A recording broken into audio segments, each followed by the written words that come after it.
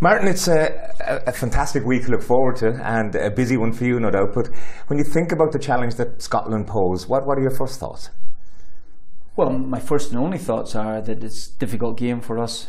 One that naturally we're going in with a bit of confidence too because of the Germany result. But it's a game that we can win. And after the Germany result, do you think that's added a lot of enthusiasm to the group and to yourself? I don't think. I think there's plenty of enthusiasm around the group. I think what it has done is given us a little bit more confidence. And of course, confidence is very, very important. Players that feel now that they can overcome difficulties in matches. For instance, you know, we in the German game, their goal obviously changed affairs. I've said to you before, I don't mind losing 2-3, 4-5 nil. If you're going, you might as well try and go for something. We have conceded the goal when I suppose we were doing reasonably well at that time, and then last 20 minutes you must go and try and get something back from the game. There's always the chance of them putting the game beyond you. David Ford made a really good save, I think, with about 10 minutes to go, and but we had the two chances. I think you think when Wes's chance doesn't go in, or the lad gets the block close to the line, that might be it. But we fought on, kept going right to the end, and John comes up big with the goal. And you achieved that result without, as you said yourself, two of your best players, James McCarthy and Seamus Coleman. Well, I think it just stands to reason that that Germany, for instance, who are World Cup winners, players playing in the Bundesliga or playing for Real Madrid, big players, they can afford, you know, they don't mind me saying so, they can afford to lose 2 or 3 players. They did during the course of the World Cup games and ended up winning the competition. For us at this minute, maybe for all time, the case is totally different. We cannot afford to lose our players, but that's the nature of it. You know, it's just going to happen. It's inevitable. I thought that David Meyer playing at fullback when he's essentially a midfield player did exceptionally well. He's got a couple of great blocks on. I remember during the course of the game and then watching it back and thinking he's just put his whole body in the line. And I thought he epitomised the spirit about us anyway. Now, I've said to you dozens and dozens of times, spirit alone doesn't get you everything that you want in the game. But, you know, it is an important ingredient for us. James McCarthy, how important is he and how likely is he to play at this point? Well, I think, first of all, James is a very good player, playing exceptionally well at Everton now, playing at at a very good club, and in the big league as well too. So his confidence is strong. He picked up that injury on Sunday. As we speak now, we've had less than 48 hours to digest it and see where we are with it. Each day, of course, injuries start to clear up. We'll see closer to the time, but he's a player that's worth keeping around just to see if that's the case, because he's an important player to us. You must be encouraged though how Darren Gibson has come on from his previous injury and he's playing a lot more with Everton now. Well, he came on. I thought that from the Germany game that I thought he might have got a little bit more footballing time, particularly with Everton involved in the Europa League, and it didn't seem to be the case. But he did get on Sunday anyway, albeit to an injury to Gareth Barry.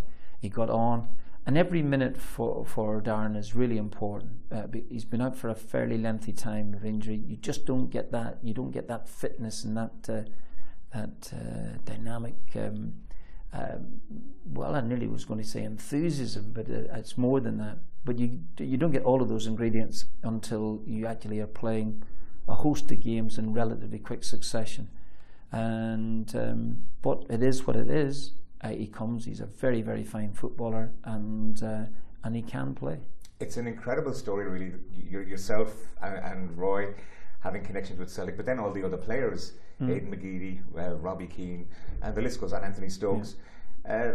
You couldn't write it in many ways. It really is going to be an interesting meeting of neighbours. Will the emotion and the drama play a huge part, do you think? I think it's almost inevitable that it will do. I don't think that you can consider this anything else other than a derby game. It's been talked about like that there, and I don't see why not. It has It has everything that would make up the a derby, and so it's very difficult to turn around and say, it's just another game. It isn't another game. It's an important game, first of all, because it's a qualifying match. And it's important as well, too, because it's against Scotland, like everything else. I think, do you remember when the groups were announced a way back in February time? And you felt then at that stage, oh gosh, Scotland, and then, Poland come out, Germany come out, whatever the case may be, and you felt it was a really difficult group. But the Scotland thing, you thought immediately, you thought about Scotland at home, Scotland away. Now it's upon us. Do you relish games like that more? I think you have to relish the games. I think that I once jokingly said to someone a way back when I was at Aston Villa, are you enjoying it or something? I said, I haven't enjoyed football for 25 years. But that's the managerial streak coming out. The game's about players as well too. I think people are forgetting about this in this day and age. This game is important, and I think that the players should relish it. Let's talk about a couple of players though. Aidan McGeady obviously played with Glasgow. He declared for Ireland while you were manager there. And James McCarthy may come under more scrutiny and perhaps more pressure in the days ahead and on match day. Well, there's talk about it. Obviously, it's been mentioned now that Gordon hasn't discouraged the booing aspect to the players. It would happen anyway, regardless of what people say, and you are not going to prevent people from reacting to how they might feel about that.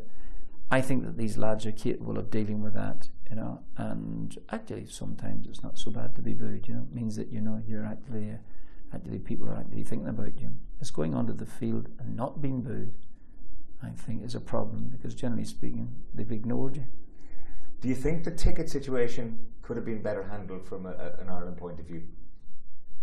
From an Ireland viewpoint, in terms of Irish fans and how well, many want to be there? I think that's a difficult one to ask me. I'm not there in the midst of it. I think that Scotland gave us an allocation at the time. I think there was always the chance, or always the thought, or always the hope, perhaps, that that eventually that they would release some more to us, and that's their prerogative to do that. But I think that what was disappointing from that angle was that they said that they were sold out, and then they were selling tickets in other areas.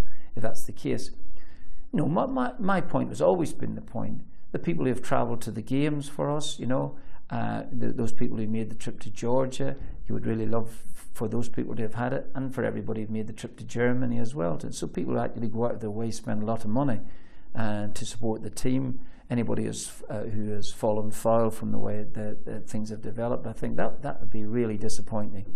But I'm not in control of that there, and my disappointment would go out to those people. But I'm hoping that at some stage or another something has been done, and while maybe not everything has been set out to rectify it, that maybe there might just be the occasional glimmer of hope that something would be all right.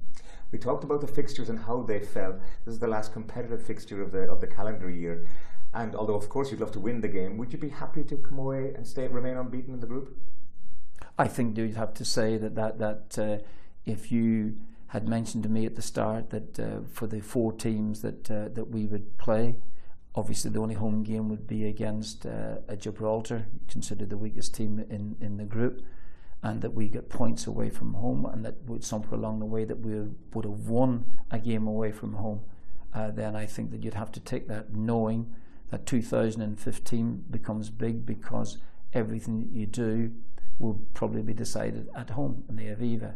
So we have got 4 out of the next 5 matches there, and everything is there. And regardless of the result on Friday, that would be the case. But it would be nice to come out of the match and unscathed in the game. And if you could get all 3 points, it would be fantastic. It will not be easy. Scotland are a formidable side. They're going strongly at this minute, and they're playing well. Up until now, what has been, or what is your best memory of Parkhead, Celtic Park, and your time at Celtic? Oh, loads. Seriously, loads of memories there. Absolutely, European nights, games against Rangers, winning the league titles, that type of stuff. Really great. I would, you would run out of camera tape here at the end of it. Great days. Great football club. One of the best in the world, and if it ever was got into the Premier League, we would go from 60,000, or at least housing. I'm not saying there's 60,000 now going to the games, but 60,000 people to 85,000 overnight. It's a great club. The very best of luck to you on Friday, Martin. Thank you very much.